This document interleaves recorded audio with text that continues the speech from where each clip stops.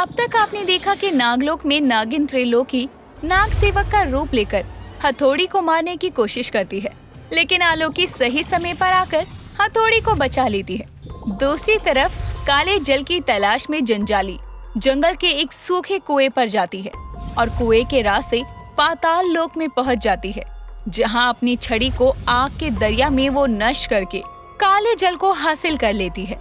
अब आगे जंजाली काले पानी का कलश अपने हाथों में लेकर फूले नहीं समाती और एक झटके में ही उसे पी जाती है, लेकिन उसे पीने के बाद उसे बहुत अजीब सा महसूस होता है। उसके चेहरे पर पसीने आने लगते हैं, साथ ही वो अपना गला पकड़कर चिल्लाने लगती है। ये मुझे क्या हो रहा है?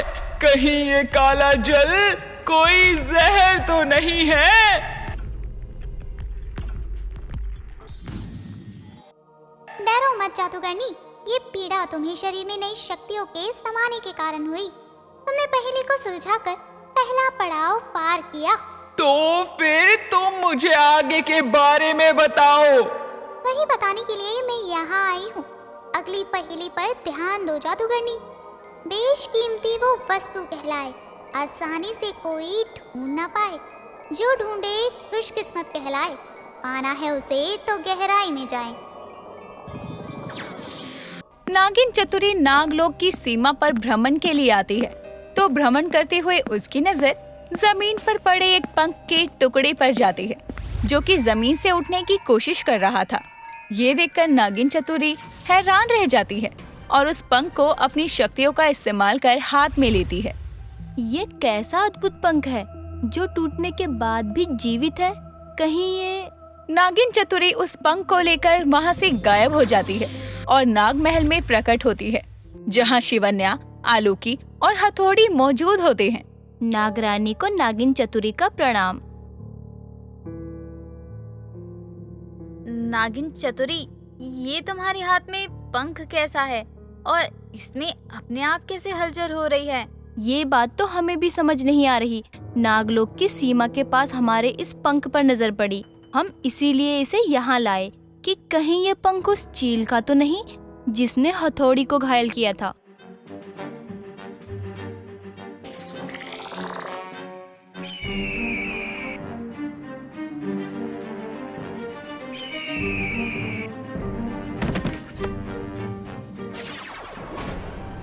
क्या ये सच में उस जादुई चील का पंख है? यानी इसका मतलब ये पंख भी जादुई है, इसलिए ये इतना अद्भुत है। नागरानी, इसके द्वारा हम ये पता लगाने की कोशिश कर सकते हैं कि वो जादुई चील किसके द्वारा भेजा गया था। तुम ठीक कह रही हो आलोकी। शायद इस जादुई पंख से हमें उस चील के बारे में कुछ पता चल सके। इस पंख से? किंतु कैसे नागरानी? शिवन्या और बाकी सभी उस पंख को लेकर नागमहल के बाहर आते हैं। शिवन्या उस पंख को फूंक मारकर दूर करती है और देखते ही देखते उस पंख का आकार बड़ा हो जाता है।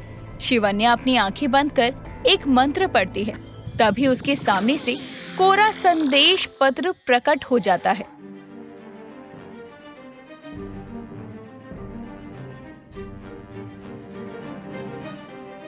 कुछ देर में रोशनी छटते ही उन्हें उस सुरंग का दृश्य नजर आता है, जहां चील ने जादूगरनी को उस बूटी से जिंदा किया था।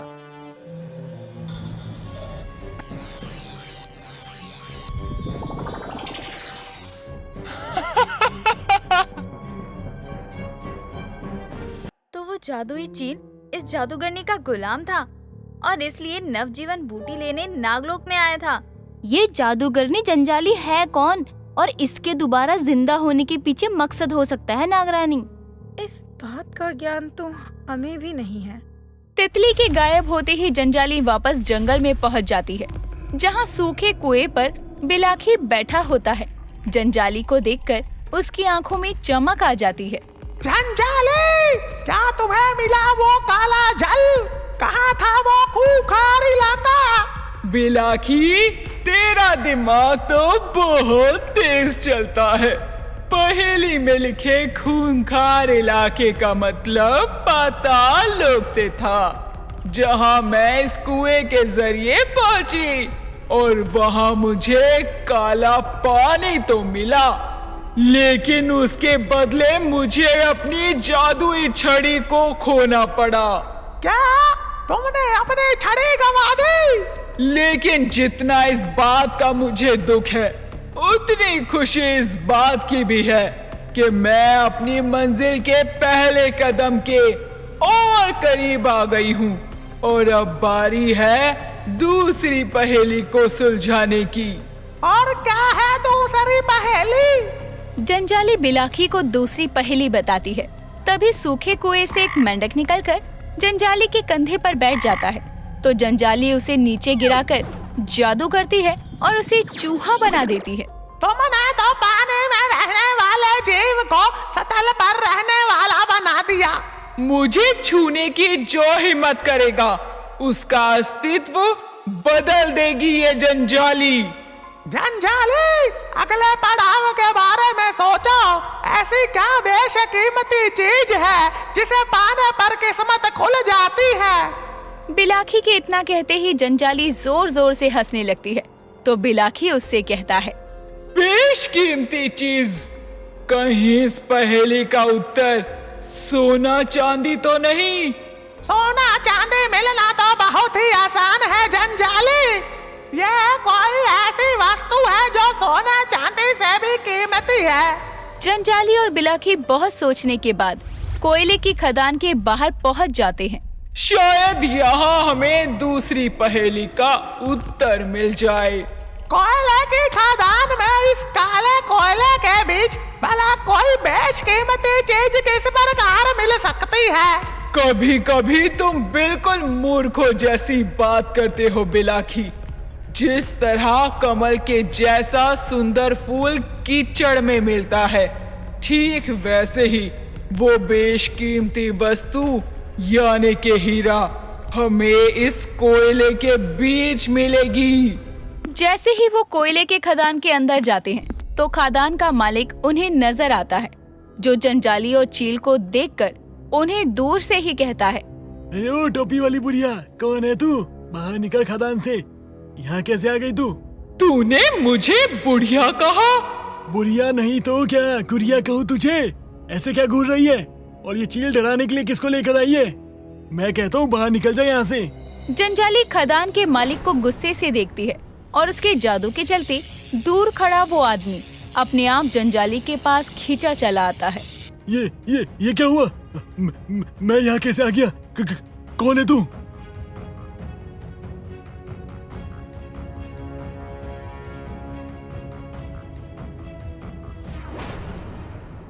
ये तुमने क्या कर दिया? तुमने इस इंसान की जान निकाल ली जंजाली। मेरे रास्ते में आने वाले की जिंदगी खा जाएगी ये जंजाली। उस काले जल को पीने के बाद ये शक्ति आई है मुझ में। ऐसे ही हर पड़ाव को पार कर मेरी जादुई शक्तियां बढ़ती जाएगी। अब मुझे हीरा ढूंढना होगा। जंजाली का ये रूप देखकर बिलाखी भी हैरान था, जिसके बाद दोनों अपनी अपनी शक्ति का प्रयोग कर उस खदान में कोयले के बीच हीरा ढूंढने की कोशिश करते हैं, लेकिन उन्हें कहीं भी हीरा नहीं मिलता। तभी वहाँ एक रोशनी प्रकट होती है, जो कि जंजाली और बिलाखी को खींचकर अपने अंदर समाहित कर लेती है। शिवन्या मंदिर में विशेष यज्ञ करने में व्यस्त होती है। तभी हाथ जोड़े बैठी आलोकी की नजर मंदिर के अंदर आ रहे नाग टिंगेश्वर पर पड़ती है और वो पास में बैठे हथौड़ी को इशारा करती है, तो हथौड़ी मंदिर के बाहर जाता है। एक कटे हाथ सामने से हट, हमें नागरानी से भेंट करनी है। मुझे धकेलने की तेरी हिम्मत कैसे हुई? लगता है तुझे सबक सिखाना ही पड़ेगा। नाग टिंगेश्वर हथौड़ी की हरकतों से गुस्से में आ जाता है। वो अपना नाग रूप लेता है, जिससे डरकर हथौड़ी मंदिर के अंदर भागने लगता है और उसके पीछे नाग टिंगेश्वर भी रेंगते हुए अंदर चला जाता है और रेंगते हुए यज्ञ की सामग्रियों से गुजर जाता है, जिससे पंडित मंत्र बोलते बोलते रुक जाते हैं। तभी शिवन्या गुस्से में खड़ी हो जाती है। नाग टिंगेश्वर, ये क्या हरकत है? नागरानी, आपको पता नहीं है इस कटे हाथ ने मुझे धक्का देने का प्रयास किया है। और तुमने यहाँ आकर हमारे यज्ञ में विघ्न डाला। तुम्हारे कारण मंत्रोच्चार बीच में बंद हो गया। अब तो इस टिंगू को नागरानी के क्रोध से कोई नहीं बचा सकता। नागरानी, हमें क्षमा करें, हम तो केवल। शांत। नाग टिंगेश्वर, एकदम शांत। ये भूल क्षमा के लायक नहीं है। तभी शिवन्या अपनी शक्ति का प्रयोग कर नाग टिंगेश्वर को नागलोक से गायब कर उसे जलीय लोक पहुंचा देती है और अपने जल लोक को देखकर नाग टिंगेश्वर दुखी होकर कहता है, मेरा पहला प्रेम फिर अधूरा रह गया उस कटे हाथ की वजह से। मैं उससे अपना बदला अवश्य लूंगा। जंजाली जंगल में उसी सूखे कुएं के पास जाते हैं और अपने आप को वापस वहीं पाकर दोनों हैरान रह जाते हैं। ये क्या, हम यहाँ कैसे आ गए? हो ना हो जंजाली, हमने कोई भूल जरूर की है जिसके कारण हम यहाँ वापस आ गए। जादूगरनी, तुम शायद भूल चुकी हो कि अपनी मंजिल को पाने के लिए तुम जिस रास्ते पर चली हो उसमें केवल तुम्हारी 3 गलतियों को माफ किया जाएगा। पहली गलती तुमने उस खदान के मालिक को मारकर कर ही दी है और तुम लोग गलत रास्ते पर थे जिसके कारण तुम वापस यहीं आ गए हो।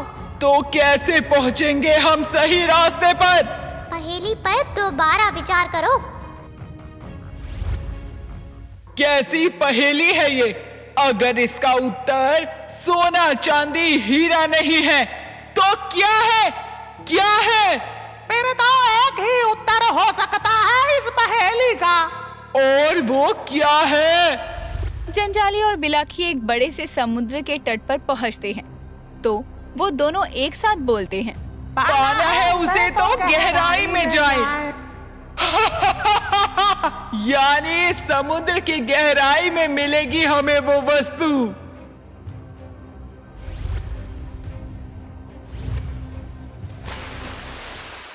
बिलाखी समुद्र तट पर ही जंजाली का इंतजार करता है।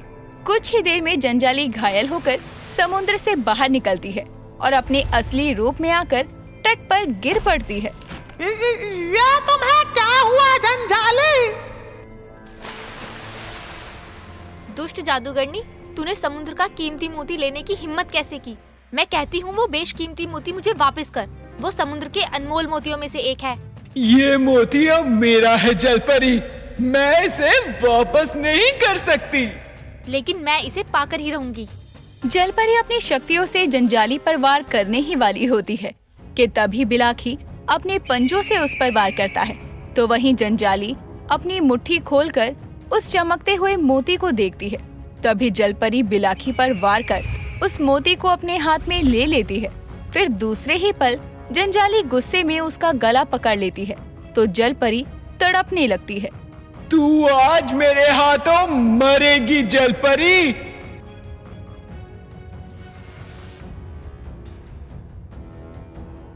तुम इसका जीवन लेने की गलती मत करो जंजाली।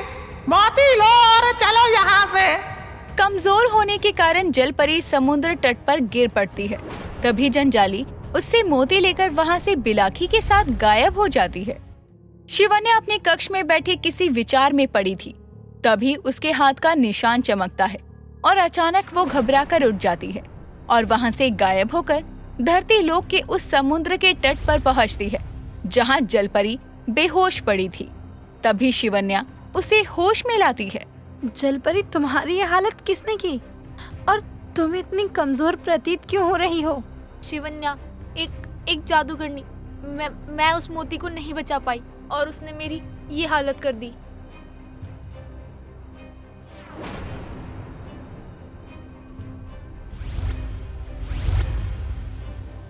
जादूगरनी?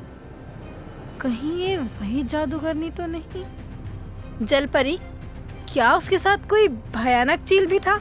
हाँ शिवन्या, वो उसे बिलाखी कहकर पुकार रही थी।